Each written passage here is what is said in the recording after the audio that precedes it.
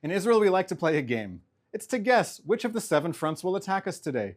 Will it be the Hamas rapist regime in Gaza? Will it be Palestinian terrorists in the West Bank? Will it be the terrorist army Hezbollah in Lebanon? Maybe it will be the Houthi pirates in Yemen, Iranians in Syria, Iranian proxy militias in Iraq, or it will be the Iranian regime that attacks us directly.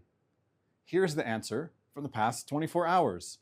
4 drones from Iraq, a missile from Yemen that set off sirens near Jerusalem, which means that's where it was heading before it was intercepted by Israel's Arrow missile defense system.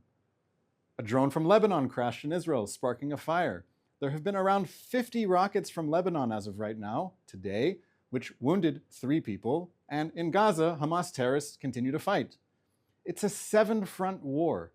8 fronts if you count the attacks on Jews like we saw in Amsterdam.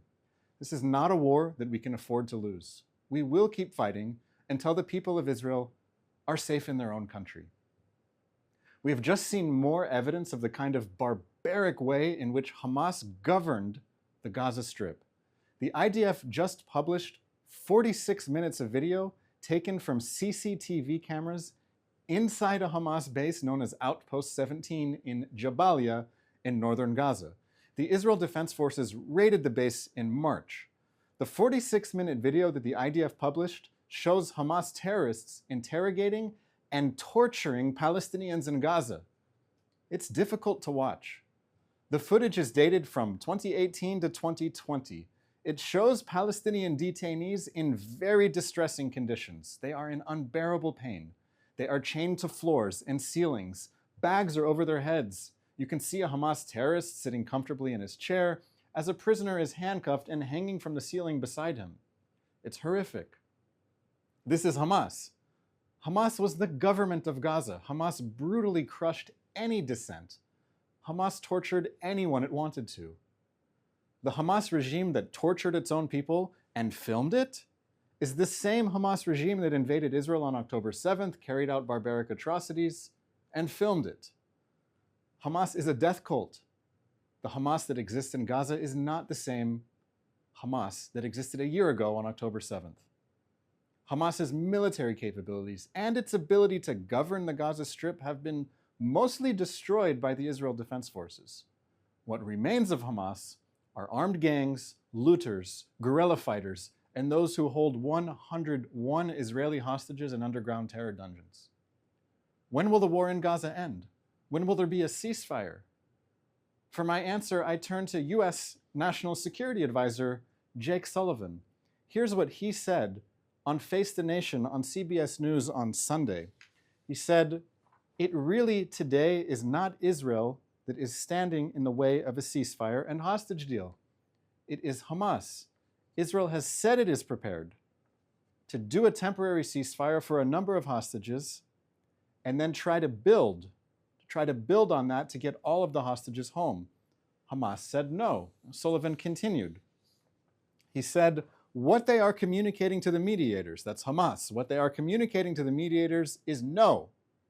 No, we will not do a ceasefire and hostage deal at this time." So Sullivan said, so what we need to do is get the rest of the world to continue to increase pressure on Hamas to come to the table, to do a deal in Gaza, because the Israeli government has said it's prepared to take a temporary step in that direction.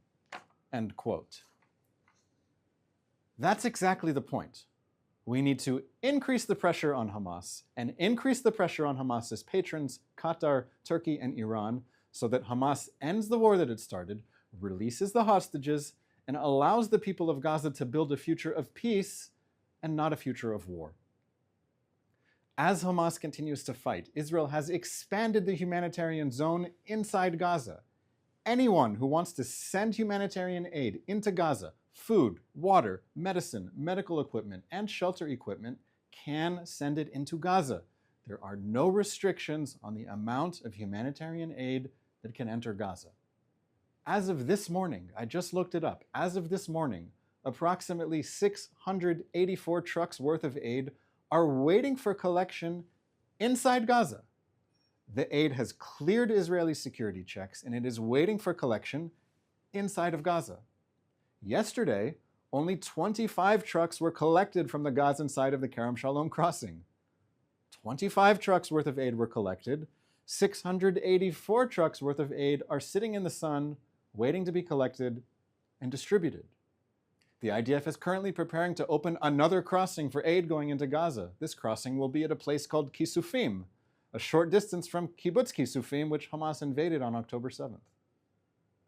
Inspection facilities have been built at the new crossing, and roads have been paved. Israel wants humanitarian aid to go into Gaza. Israel also wants the major global humanitarian aid agencies to scale up their operations and deliver the aid. Let's take questions from people watching live on our social media platforms, whether on Instagram or YouTube or elsewhere, please. Our first question today is being asked by a number of our viewers and asks, what can you say about the humanitarian situation in the far northern part of Gaza? Yes, let me explain the geography first. I know that everyone is focusing on the situation in northern Gaza, so a bit about the geography. There's southern Gaza, which includes the city of Rafah, Khan Yunis. Northern Gaza begins at the city of Gaza, and north of the city of Gaza, north of Gaza City, there are a number of villages, towns, cities like Jabalia, like Beit Hanun, like Beit Lahia. So this is the area that we're talking about when we say northern Gaza. You can take a look at a map. So that is where Hamas continues to fight the hardest. The distribution of humanitarian aid in a war zone is difficult. We're talking about urban warfare, where Hamas fighters can fire an RPG from a narrow alley, or where snipers can hide in windows and shoot at Israeli soldiers. Despite all this, humanitarian aid, food, water, and medical equipment was brought to distribution centers for the population that remains in these areas in northern Gaza, Jabalia, Beit Hanun. The IDF also worked with international aid organizations to make this happen. The IDF has also worked with the World Health Organization to help get over 200 patients in hospitals in northern Gaza out of harm's way. As long as Hamas continues to wage war, the situation in northern Gaza is going to be difficult. It will be less difficult once Hamas is no longer a threat there, and humanitarian aid can easily enter without Hamas threatening the people who are delivering that aid.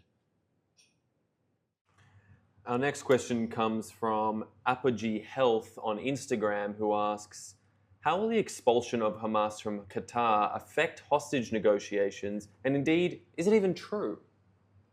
Well, Qatar denies it. I don't know what's true. This is the one thing that I want you to know about Qatar. On October 7th, 2023, at 3:15 p.m. Israel time, long after it was clear that Hamas was carrying out barbaric atrocities in Israel and taking hostages, the Qatari Ministry of Foreign Affairs published a statement that said Israel was solely responsible for the ongoing escalation. Qatar condemned Israel on October 7th. That's Qatar. It's not a mediator. It's Hamas's agent. Hamas is a Qatari asset. Qatar wants the war in Gaza to end with Hamas still in power. What this means in plain English is that Qatar told Hamas to keep the hostages. The Hamas leaders who are still alive and living in Doha, the capital of Qatar, they should be extradited so they can face justice for their crimes against humanity. That's my view about Qatar. Our next question comes from BDA Beach Shell on Instagram, who asks, now that the Trump administration is back, what are your expectations? And is the Iran nuclear plants on the table for destruction? So a few things. First of all, President Biden is still the president of the United States, and he will be the president until January 20th at noon East Coast time. He is still the president, and what Jake Sullivan, his national security advisor, just said, as I mentioned earlier, that Hamas is rejecting all attempts at a ceasefire, all attempts at a deal, is very important, and the United States and Israel are working together on this issue.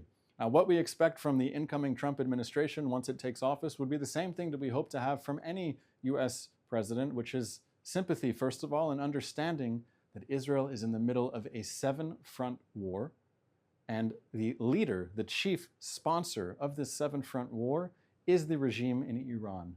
So we need much more pressure on the Iranian regime so that it will not have the means and the ability to sponsor all of these groups that have built a war machine around our borders, this ring of fire.